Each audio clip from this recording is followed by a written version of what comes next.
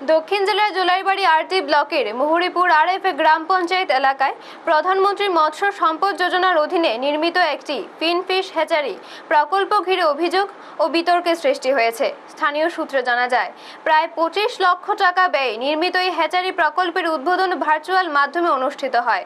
উদ্বোধনী অনুষ্ঠানে জোলাইবাড়ি পঞ্চায়েত সমিতির চেয়ারম্যান তাপস দত্ত সহ অন্যান্যরা উপস্থিত ছিলেন। অনুষ্ঠানে কেন্দ্রীয় প্রতিমন্ত্রী শ্রী রাজীব রঞ্জন সিং এবং রাজ্য সরকারের মন্ত্রী শ্রী সুধাংশু দাস ভার্চুয়ালি অংশ নেন। তবে প্রকল্পটি ঘিরে একাধিক অভিযোগ উঠেছে। অভিযোগকারীর দাবি, প্রকল্পের বাজেট অনুযায়ী সঠিকভাবে কাজ সম্পন্ন হয়নি এবং অর্থ ব্যয়ের স্বচ্ছতা নিয়ে প্রশ্ন রয়েছে। পাশাপাশি স্থানীয় স্তরে কিছু ব্যক্তি ও দপ্তরের কর্মকর্তাদের বিরুদ্ধে কমিশন সংক্রান্ত অভিযোগও তোলা হয়েছে। এছাড়াও মুহুরীপুর ফিশারি অফিসে কর্মরত গ্রুপ ডি কর্মচারীদের কাছ থেকে টাকা আদায় এবং হুমকি দেওয়ার অভিযোগও সামনে এসেছে।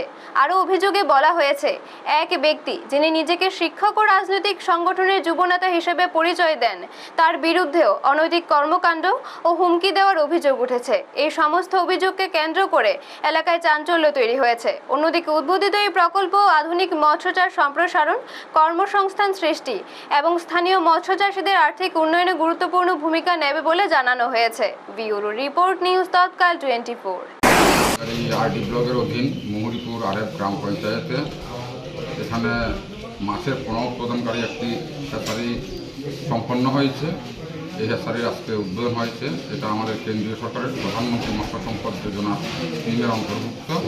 এখানে 25 লক্ষ টাকা ব্যয়ে হ্যাচারি তৈরি করা হয়েছে। আমাদের ত্রিপুরা রাজ্যের প্রায় 5টি ব্লকে বিভিন্ন জায়গায় এরকম মাছের বাচ্চা উৎপাদনকারী হ্যাচারি বা মাছের খাদ্য উৎপাদনকারী প্রকল্প এবং রঙিন মাছের উৎপাদনকারী হ্যাচারি তৈরি হয়েছে।